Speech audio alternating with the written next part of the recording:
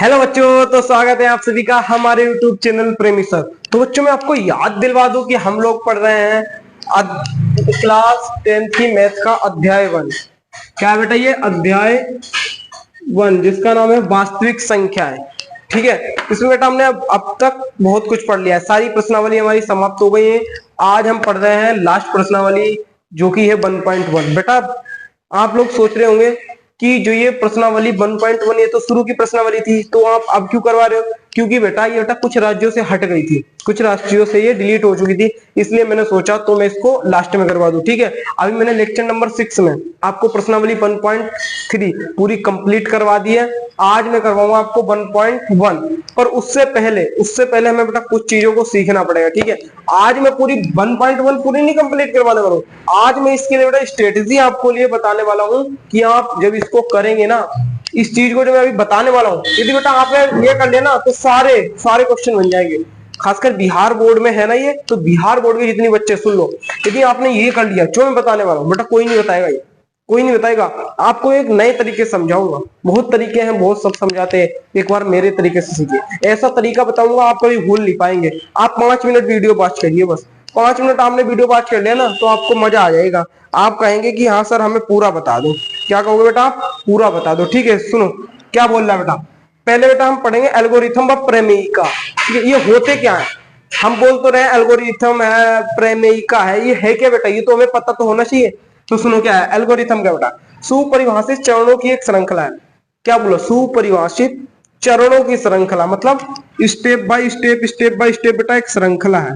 ये बोल रहा है स्टेप बाय स्टेप एक श्रृंखला है जो एक विशेष प्रकार की समस्या को हल करने की प्रक्रिया ये विधि प्रदान करती है। जिस प्रकार बेटा हमारी कोई सीढ़ी होती है, अब हमें छत पे जाना है और हमने 2 डंडे लगा दिए, नहीं जा पाओगे। यदि हमने बीच में ऐसे ऐसे इसके डंडे लगा दिए तो आप स्टेप बाय जो कठिन रास्ता था वो भी आसान हो जाएगा नहीं? यानी कि स्टेप बाय स्टेप जो करते हैं। यदि आप चाय बनाए या आप कुछ खाना बनाए, चाय बनाते हैं तो क्या करते हैं? पहले पानी डालते हैं, फिर उसको गैस के ऊपर रखेंगे। ठीक है, उसमें फिर चाय पत्ती डालेंगे, फिर दूध डालेंगे, अदरक डालेंगे, उसको उबालेंगे।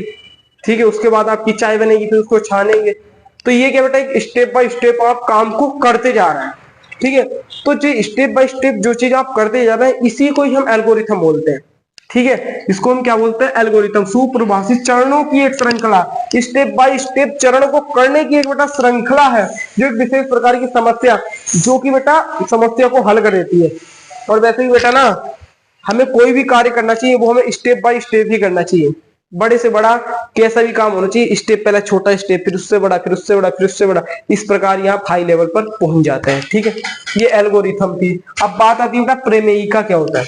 प्रमेयिका क्या होता है? देखो, एक सिद्ध हुआ कथन होता है। प्रमेयिका क्या होता है? बेटा सिद्ध हुआ एक कथन हुआ जो कि बेटा क्या करता है, और इसे अन्य कथन को सिद्ध करने में प्रयोग करते हैं। इसको बेटा अन्य कथन को सिद्ध करने में प्रयोग करते हैं। जैसे कि बेटा आपने ये पढ़ा होगा, जो बेटा कर्ण, ये कोई ए बी सी है। ठीक है, ये कोई ट्राइंगल है। अब देखो क्या है, जो कर्ण का वर्ग होता है, आपने पढ़ा होगा, जो कर्ण का वर्ग होता है वो किसके? लंब के वर्ग के प्लस किसके बेटा? आधार के वर्ग के योग के बराबर होता है।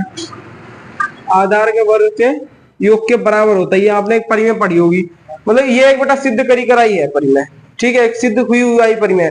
अब इसका उपयोग हम बताओ कितनी कितनी जगह करते हैं? बहुत जगह करते हैं। आधार निकालना है किसी भी ट्राइंगल का, इसका उपयोग कर लेते हैं। ये कर्ण निकालना है, इसका उपयोग कर लेते हैं। मतलब कि एक ये परी में एक ऐसी है, एक सिद्ध करा हुआ है, एक बेटा कथन है। एक कथन है ये सिद्ध करा हुआ है कि भैया हमें पता है कि कर्ण का स्क्वायर लंब स्क्वायर बराबर लंब का स्क्वायर प्लस आधार का स्क्वायर का जो योग होता है ना, वो बेटा कर्ण के स्क्वायर के बराबर होता है। इतना हमें पता है। ठीक है, अब इस चीज से हम कितनी चीजें निकाल पा रहे हैं या नहीं? ये हर चीज को आसान बना दे रही है। निकाल पा रहे हैं या नहीं बताओ बेटा? देखो, इससे अन्य कथन को सिद्ध करने के लिए उपयोग करते हैं। इससे हम बहुत सारे कथन को सिद्ध करना होता है।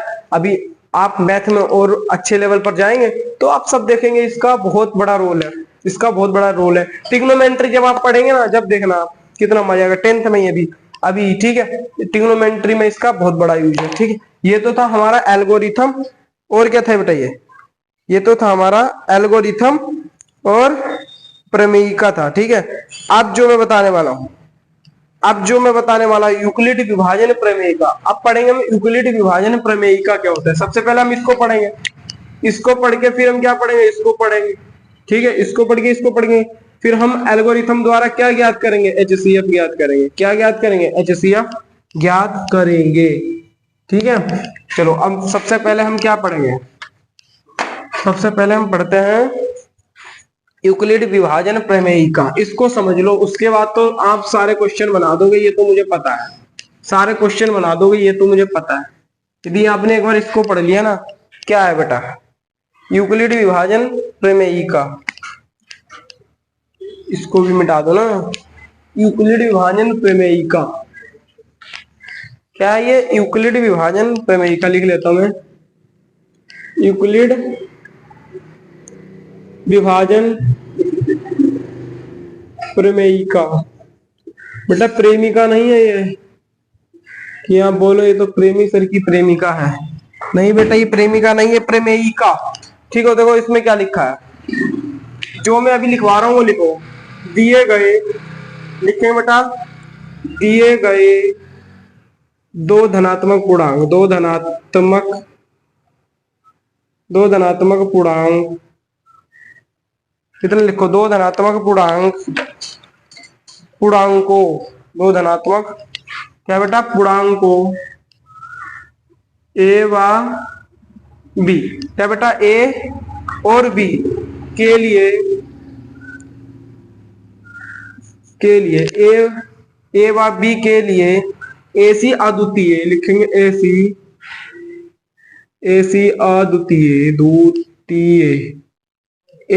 अद्वितीय क्या लिखे बेटा, ऐसी अद्वितीय पूर्ण संख्याएं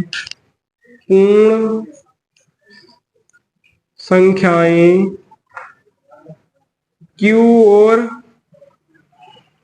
और आर, क्या लिखे बेटा, क्यू और आर विद्यमान है। अभी बताता हूं ये क्या लिखता जा रहा हूं मैं, विद्यमान है कि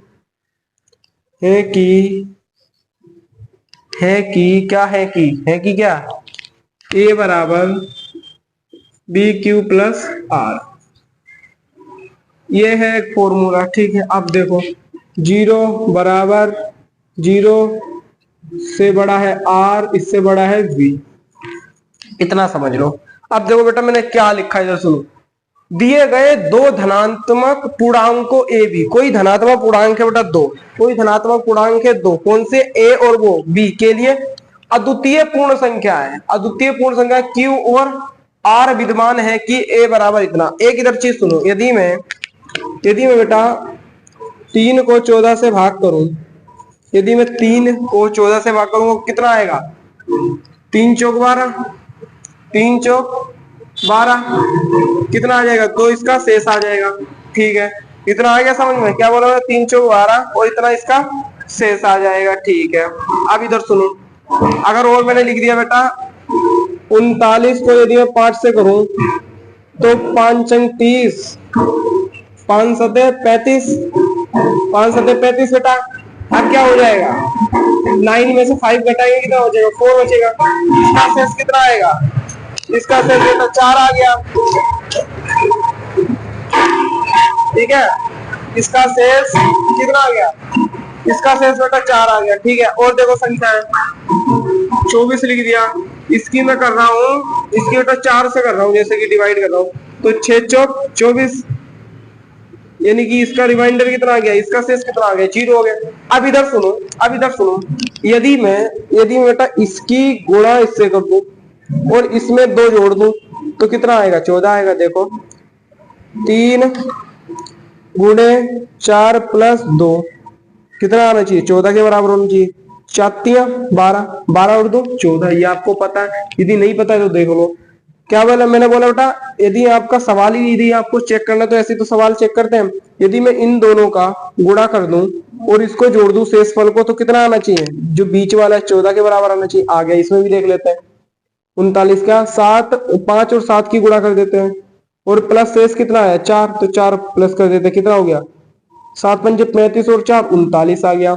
अब इसकी गुणा इसको जोड़ देंगे तो 24 आना चाहिए, 4 गुणे 6 प्लस 0, 6 चौक 24 और 0 24 आ गया, यानी कि इतना आ गया। अब सुनो, अब सुनो क्या कहते हैं बेटा, जो ये है, मैंने क्या बोला, पूर्णांकों, धनात्मक पूर्णांकों ए बा बेटा बी, ए और बी, जो ये है इसको बोलते हैं ए, इसको क्या बोलते हैं, इसको बोलते हैं बेटा ए। और जो बीच में है, जो बीच में है, मैंने क्या बोला, जो बेटा बीच में है, नहीं इसको बोलते हैं ए, इसको बोलते हैं बी।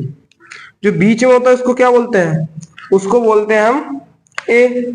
तो यहाँ पर ए हमारा क्या है 14 है, और बी हमारा कितना है 3 है। इतना समझ लिया। ए क्या है, ये है, क्या है ये है बी, और ये क्या है, ये है हमारा ए, ये क्या है ए है। और जो ये रिमाइंडर आता है, जो ये रिमाइंडर आता है, जो ये रिमाइंडर आता है, शेषफल आता है, इसको बोलते हैं हम आर, आर से मतलब रिमाइंडर। और जो ये भागफल होता है इसको बोलते हैं क्यू, इसको बोलते हैं ए, इसको बोलते हैं बी। इतना याद करो, इतना याद करो, ठीक है। ये क्या है बेटा, ये है बी, और जो बीच का होता है ये क्या है, ये है हमारा ए, और ये भागफल होता है, इधर जो आंसर आता है हमारा वो क्या है, वो है क्यू, और जो हमारा शेष बचता है उसको क्या बोलते हैं आर, ठीक है। अब मैंने क्या बोला, ये 14 है, 14 कहाँ है, बीच है, बीच वाले को क्या बोलते हैं, बीच वाले को क्या बोला मैंने, इधर समझाता हूं मैं, इधर देखो, बीच वाला कितना है 39, बीच वाले को क्या बोलते हैं ए, क्या बोलते हैं ए। तो मैंने लिख दिया यहाँ पर ए, क्या लिख दिया बेटा ए लिख दिया, बराबर। अब ये क्या है 5, 5 कहाँ, ये 5 को क्या बोलते हैं वी, तो मैंने बी लिख दिया।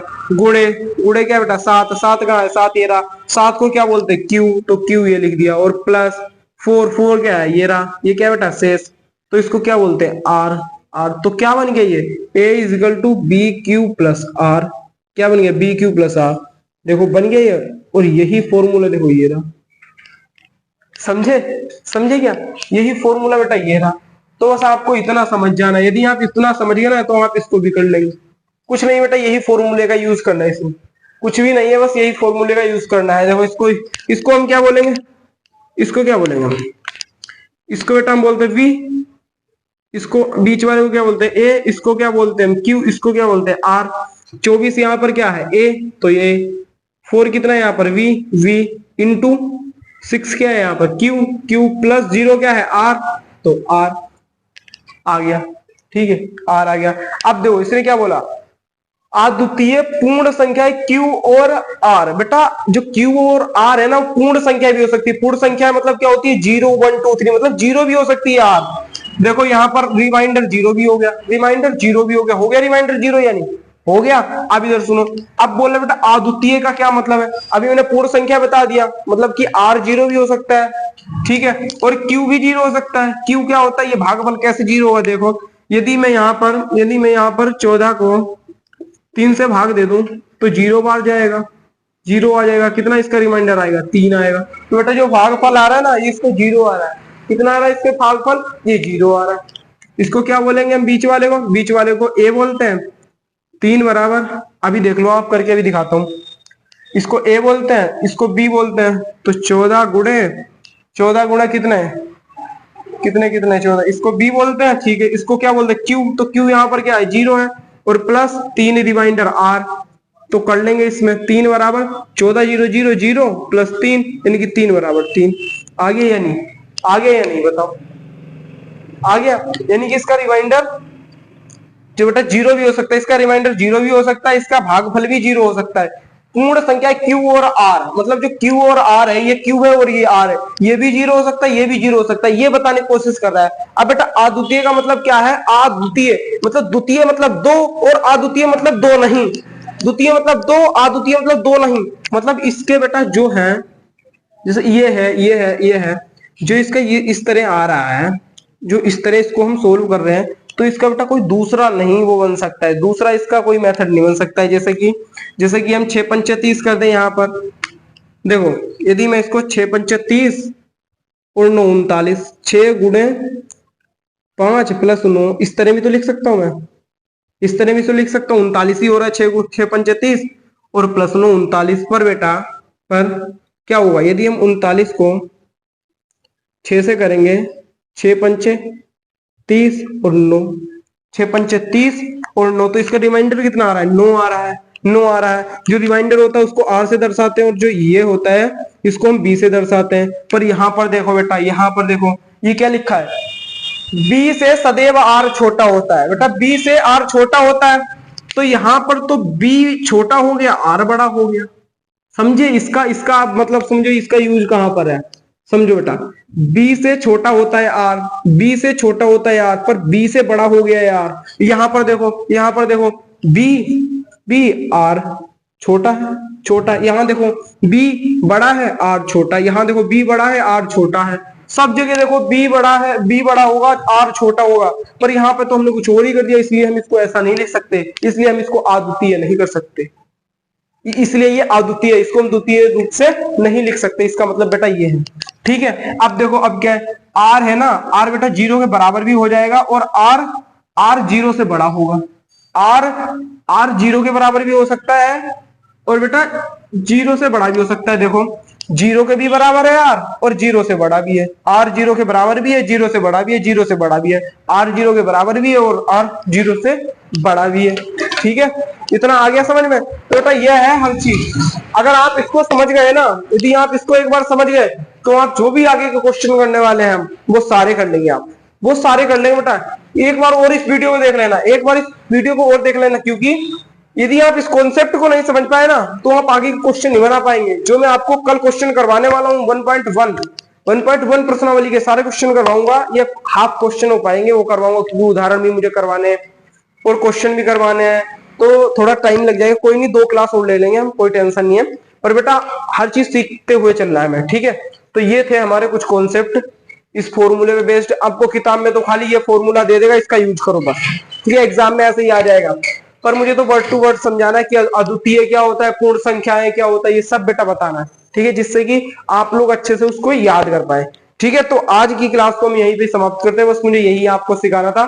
कल की क्लास में हम प्रश्नावली 1.1 स्टार्ट करते हैं। ठीक है, जितने बिहार वाले बच्चे हैं वो हमारे साथ कल जुड़ना ना भूले। यदि आपको कोई भी इससे रिलेटेड कोई भी दिक्कत हो ना तो आप मुझे एक बार कमेंट में कर देना, मैं सबका आंसर दूंगा।